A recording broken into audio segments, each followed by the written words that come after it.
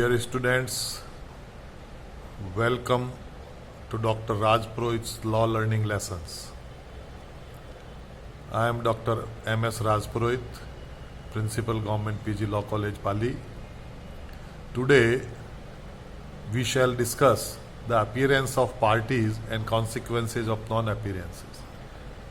When the suit is filed by the plaintiff, the opposite party, that is defendant, is called to appear before the court and put its view.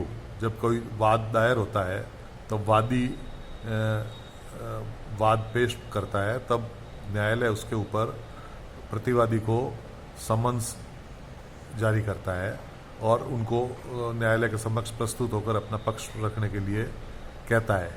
और उसके बाद में जब अगली तारीख पर वह प्रतिवादी या वादी में से कोई भी पार्टी अगर उपस्थित नहीं होती है तो उसके क्या परिणाम हो सकते हैं, क्या कॉन्सिक्वेंसेस हो सकते हैं, उसके बारे में हम चर्चा करेंगे।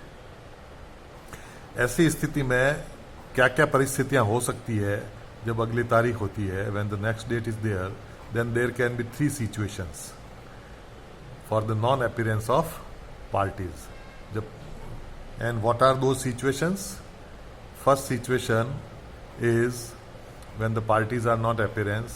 There are 2 parties, one is plaintiff and second is defendant. So if the plaintiff is appeared and defendant is not appeared, means plaintiff is present and defendant is absent. Second situation can be, मतलब पहली परिस्थिति में क्या हुआ, वादी उपस्थित है, प्रतिवादी अनुपस्थित है. What would be the second situation? When both the parties are not present, means plaintiff is absent, defendant is absent, वादी अनुपस्थित, प्रतिवादी अनुपस्थित. And the third situation can be when plaintiff is absent and defendant is present, means वादी अनुपस्थित है और प्रतिवादी उपस्थित है. Now we shall discuss all 3 situations one by one. So for the non-appearance of party, first situation is plaintiff present and defendant is absent. Then what the court will do? मतलब वादी उपस्थित है, प्रतिवादी अनुपस्थित है. ऐसी परिस्थिति के अंदर summons, there can be 2 situations. One is summons not served, और in this case plaintiff is in fault. Summons जो है वो सर्व नहीं हुए और वादी इसमें गलती में है. तो ऐसी स्थिति में क्या होगा? तो समन सर्व नहीं हुए, उसमें क्या स्थिति हो सकती है? ड्यू टू फेलियर टू पे द कोर्ट फी और postal charges if any chargeable for such service. जो समन तामील करवाने के लिए जो कोर्ट फीस के चार्जेज हैं वो उसने समय पे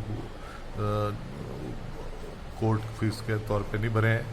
और to present copies of the plaint और concise statement as required by rule 9 of order 7 rule 9 के अंदर जो है कॉपीज साथ में पेश करने की और उसका स्टेटमेंट साथ में, अगर कंसाइज स्टेटमेंट नहीं दिए पेश किया समन्स के साथ में, तो भी ये स्थिति हो सकती है कि समन्स जो है जारी नहीं हुए, सर्व नहीं हुए. ऐसी स्थिति में क्या हो सकता है? सूट जो है वो ऑर्डर 9 रूल 2 के अंदर डिसमिस हो सकता है. लेकिन अगर defendant appears on the fix day, then तो सूट डिसमिस नहीं होगा और आगे प्रोसीड होगा. दूसरी स्थिति, if he fails to apply for fresh summons after summons return unserved. अगर समन्स जारी हुए और वो सर्विस होके वापस नहीं आए तो वो वापस विद इन 7 डेज के अंदर अगर वो समन वापस पेश नहीं करता है और उसके अंदर फेल होता है तो भी जो है समन पेश नहीं करने की स्थिति के अंदर जब ऐसा होता है तो सूट डिसमिस कर दिया जाएगा as against such unserved defendant. Then अगर समन सर्व हो गए तो क्या स्थिति होगी? तो एक्स पार्टी ऑर्डर हो जाएगा. ऑर्डर 9 रूल 6 के अंदर आदेश 9 नियम 6 में मतलब एक पक्ष का प्लेंटिफ जो प्रेजेंट है उसको सुन के आदेश कर दिया जाएगा, जिसको हम एक्स पार्टी करते हैं, एक तरफा आदेश करके या डिक्री जो भी पारित करनी है. दूसरी परिस्थिति क्या है कि प्लेंटिफ एब्सेंट और डिफेंडेंट एब्सेंट, दोनों ही पक्षकार जो है उपस्थित नहीं है. ऐसी स्थिति में कोर्ट जो है सूट डिसमिस इन डिफॉल्ट कर सकता है ऑर्डर 9 रूल 3 में, अगर दोनों ही पक्षकार उपस्थित नहीं है तो. और अगर प्लेंटिफ एब्सेंट है और डिफेंडेंट प्रेजेंट है, मतलब वादी अनुपस्थित है और प्रतिवादी उपस्थित है, तो ऐसी स्थिति में क्या होगा, सूट डिसमिस इन डिफॉल्ट खत्म कर दिया जाएगा ऑर्डर 9 रूल 8 के अंदर। वहाँ पे ऑर्डर 9 रूल 3 के अंदर तो ये था कि प्लेंटिफ एब्सेंट था लेकिन डिफेंडेंट भी एब्सेंट था। ऑर्डर 9 रूल 8 के अंदर क्या था, क्या होगा कि प्लेंटिफ एब्सेंट है और डिफेंडेंट प्रेजेंट है, तो अगर डिफेंडेंट प्रेजेंट है तब तो 9 रूल 8 में खारिज होगा डिसमिस इन डिफॉल्ट, और अगर प्लेंटिफ और डिफेंडेंट दोनों ही एब्सेंट है तो ऑर्डर 9 रूल 3 के अंदर सूट डिसमिस इन डिफॉल्ट होगा। अब अगर मान लो प्लेंटिफ अपीयर नहीं होता है तो क्या स्थिति होगी, तो dismissal of suit in default for the non appearance of plaintiff. इन पर अलग अलग परिस्थितियों के अंदर हम बात करेंगे। प्लेंटिफ और डिफेंडेंट दोनों ही जब एब्सेंट है तो ऐसी स्थिति 9 रूल 3 में जो खारिज हुआ सूट, और प्लेंटिफ एब्सेंट और डिफेंडेंट एब्सेंट है तो 9 रूल 8 के अंदर खारिज होगा उसके अंदर।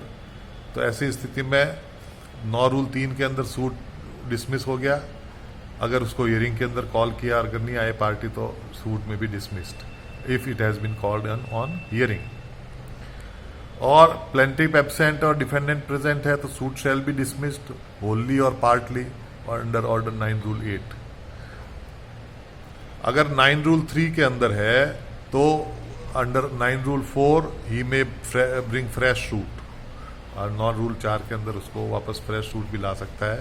एंड ही में apply for set aside for the dismissal aside. Order 9/4 में उसको जो आदेश हुआ उसको एक्स पार्टी आदेश को सूट को डिसमिसल का आदेश को जो है खत्म करने के लिए कह सकता है। और अगर ऑर्डर 9 रूल 8 में अगर हुआ है तो वहाँ पे जैसे ऑर्डर 9 रूल 3 में हो गया, चूंकि दोनों पार्टी एब्सेंट थी तो अलग से फ्रेश सूट लाने का प्लेंटिफ के पास अवसर था, लेकिन इसके अंदर फ्रेश सूट नहीं ला सकता। अगर ऑर्डर 9 रूल 8 के अंदर हुआ तो ऑर्डर 9 रूल 1 सब रूल 1 जो है इसको बार करता है कि फ्रेश सूट नहीं ला सकता, और लेकिन वो अप्लाई कर सकता है कि डिसमिसल को जो है वो खत्म करने के लिए he may apply for the setting the dismissal aside under 9 rule 1। So इसमें अलग फर्क क्या हुआ, अगर 9 रूल 3 में both the parties are absent, plaintiff and dependent both are absent, तो सूट में भी dismissed under order 9 rule 3। If the party means plaintiff is absent and defendant is present, then suit shall be dismissed wholly or partly under rule 9 rule 8. In both the cases what will be the remedy? अगर 9 rule 3 में अगर dismissal default हुआ है तो ऐसी स्थिति में fresh suit ला सकता है पार्टी अंडर 9 रूल 4 में, और उसको वापस खत्म करने के लिए भी अपनी अर्जी दे सकता है। लेकिन ऑर्डर 9 रूल 8 में हुआ तो फ्रेश सूट नहीं ला सकता है, लेकिन वो उसको वापस खत्म करने के लिए न्यायालय से रिक्वेस्ट कर सकता है। अगली परिस्थिति क्या होगी, जब when only plaintiff appears and defendant does not appears. In this situation plaintiff present है और डिफेंडेंट एब्सेंट है, तो ऐसी स्थिति में 3 सिचुएशंस हो सकती है। पहली सिचुएशन ये होगी कि समन अगर ड्यूली सर्व्ड है तो एक्स पार्टी हियरिंग हो जाएगी, डिफेंडेंट चूंकि एब्सेंट है तो अब एक पक्षकार को सुन के आदेश पारित किया जाएगा, एक्स पार्टी हियरिंग करके ऑर्डर 9 रूल 6A के अंदर चलेंगे आगे। और दूसरी स्थिति अगर एक्स पार्टी नॉट हर्ड और उसको कोई कारण से अगर आगे पेशी की सुनवाई नहीं हुई और आगे पेशी दे दी गई, पेशी दी जा सकती है। और ऐसी स्थिति में अगर पेशी दी है और वहाँ पे जब पेशी अगली पेशी से पहले कभी भी डिफेंडेंट हाजिर हो जाता है और अपना गैर हाजिरी का कुछ अच्छा नॉन अपीयरेंस का कोई कारण गुड रीज़न बताता है तो उसको जो है आगे प्रोसीड होगा और उसको अनुमति दे दी जाएगी, वो उसको अलाउ कर दिया जाएगा। वो कॉस्ट के ऊपर भी हो सकता है और अन्यथा भी हो सकता है, और यही माना जाएगा कि as if he was appear on the fix date. So under order 9 rule 7 में ये आदेश पारित किया जाएगा।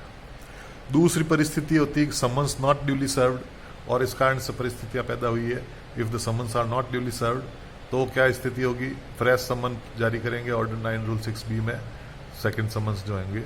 और उसके अलावा तीसरी स्थिति होती है समन्स सर्व तो हो गए लेकिन ड्यू को टाइम में नहीं हुए, मतलब समन तो गए सर्व हो गए लेकिन डेट से पहले, डेट के पहले समन सर्व नहीं और बाद में सर्व हुए, तो ऐसी स्थिति के अंदर हियरिंग को आगे पोस्टपोन कर दिया जाएगा और फ्रेश समन नेक्स्ट डेट के लिए जारी किए जाएंगे अंडर 9 रूल 6C। इस तरह से जो है ये कार्रवाई करेंगे। अब अगर मान लो पक्षकार जो हैं एक से अधिक हैं और उसमें से कुछ तो उपस्थित होता है और कुछ नहीं उपस्थित होते हैं, तब क्या परिस्थिति होगी? ऐसी परिस्थिति के अंदर नॉन अटेंडेंस ऑफ वन और मोर प्लेंटिफ और डिफेंडेंट, ऐसी इस परिस्थिति भी के बारे में भी सीपीसी चर्चा करती है। वो कहता है कि नॉन अटेंडेंस ऑफ वन और मोर प्लेंटिफ्स अगर हैं तो, और दूसरी स्थिति है कि नॉन अटेंडेंस ऑफ वन और मोर डिफेंडेंट्स हैं, और तीसरी स्थिति नॉन अटेंडेंस ऑफ प्लेंटिफ और defendant order to appear in person, उनके अंदर अगर पर्टिकुलर को पर्सन को अपीयर होने के लिए आदेश खारिज किया जाए तो अगर नॉन अटेंडेंस ऑफ वन और मोर प्लेंटिफ्स हैं, प्लेंटिफ एक से अधिक है और उसमें से एक हाजिर है और बाकी हाजिर नहीं है, तो कोर्ट जो है वो परमिट कर देगा सूट को आगे चलने के लिए। ये मानो सभी पक्षकार उपस्थित, ऑर्डर 9 रूल 10 जो है, कोर्ट की प्रोसीडिंग नहीं रुकेगी। और ऐसे के अंदर वो एक ऐसा आदेश भी कर सकता है जैसा कि वो आदेश जैसा उचित समझे ऐसी स्थिति में, वही ऑर्डर 9 रूल 10 में। अब अगर मान लो नॉन अटेंडेंस ऑफ वन और मोर डिफेंडेंट, अगर एक उपस्थित है और बाकी को उपस्थित नहीं है, ऐसी स्थिति में सूट प्रोसीड होगा, उसमें कार्रवाई होगी, आगे चलेगी। और तीसरी परिस्थिति है नॉन अटेंडेंस ऑफ प्लेंटिफ और डिफेंडेंट्स, जिनको हाजिर होने के लिए कार नहीं आए, तो विदाउट सफिशिएंट कॉज अगर है ऐसी स्थिति में, और अगर विद सफिशिएंट कॉज स्थिति में है तो उसके अलग अलग परिस्थितियां बताएगी। तो अगर मान लो सूट जो प्रोसीड करेंगे नॉन अटेंडेंस ऑफ वन और मोर डिफेंडेंट्स में, तो court shall at the time of pronouncement of judgment make such order as it thinks with respect to the non appearance of defendants। वो पूरी प्रोसीडिंग चलेगी, hearing के time वो तय करके आदेश करेगी कि इसके अंदर क्या करना है। और अगर इन केस अगर मान लो सफिशिएंट कॉज से अगर प्लेंटिफ या डिफेंडेंट नहीं होता, नॉन अपीयर होता है, तो ऐसे अगर सफिशिएंट कॉज के बिना होता है तो then it shall be dealt with relevant rules applicable to plaintiff and defendant. आदेश 9 रूल 12 इस बारे में बात करता है। और अगर मान लो सफिशिएंट कॉज है तो उसको रेलेवेंट रूल के अनुसार एप्लीकेबल करके ऑर्डर 9 रूल 12 में आदेश पारित करेगा। इस प्रकार से नॉन अपीयरेंस ऑफ वन और मोर प्लेंटिफ और डिपेंडेंट के बारे में सीपीसी प्रोविजन स्पष्ट करता है। अब अगर मान लो एक्स पार्टी हो गई, डिक्री हो गई अगर नॉन अपीयरेंस के कारण से, तो ऐसी स्थिति में उस डिक्री के पास अगेंस्ट में भी कुछ उपचार अपने को उपलब्ध है। वो उपचार क्या क्या हैं? What remedies are there if the ex parte decree is passed. तो इसके अंदर वो एक्स पार्टी डिक्री को ख़त्म करने के लिए ऑर्डर 9 रूल 13 के अंदर एप्लीकेशन दे सकता है, जो कॉस्ट के ऊपर या अन्यथा जैसा आदेश करेगी कोर्ट वापस अपनी स्थिति में लेकर वापस सुनवाई करेगी। दूसरी ऐसी स्थिति के अंदर लेकिन अगर ऐसा आदेश करती है सेटिसाइड करने का, अगर उसको निरस्त अपास्त करने का आदेश पारित करती है, तो ये अपोजिट पार्टी को नोटिस दिए बिना नहीं करेगी। It can not be passed for the setting aside order without the notice to the opposite party. वो उस आदेश के अगेंस्ट अपील कर सकता है और सेक्शन 96(2) के अंदर। तीसरा, वो अगर अपील नहीं कर पाया या अपील का प्रावधान नहीं है तो उसकी अपील करने से पहले रिव्यू करनी पड़ेगी, क्योंकि अगर अपील एक बार पेश हो गई तो फिर रिव्यू पेश नहीं हो सकती, इसलिए वो उसी आदेश की रिव्यू कर सकता है। रिव्यू पेश करने के बाद ऑर्डर 47 रूल 1 के अंदर जो जो आदेश होगा अगेंस्ट रिव्यू करने के प्रावधान है उनके बारे में वो रिव्यू करेगा। वो रिव्यू करके और बाद में चाहे तो अपील भी पेश कर सकता है, लेकिन अगर पहले रिव्यू पेश कर दी तो अपील बाद में पेश कर सकता है, लेकिन पहले अपील कर दी तो रिव्यू बाद में पेश नहीं कर सकता। और ऐसी स्थिति के अंदर रूपचंद बनाम रघुवंशी प्राइवेट लिमिटेड के केस में 64 AIR 1964 सुप्रीम कोर्ट 1889 के अंदर ये कहा गया है कि he can file suit on the ground of fraud also. So अगर ऐसी स्थिति है तो वो ये कर सकता है।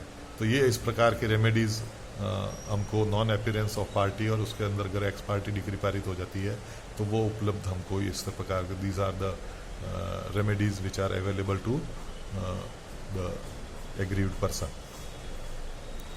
So I am thankful for your peaceful listening. Thank you very much.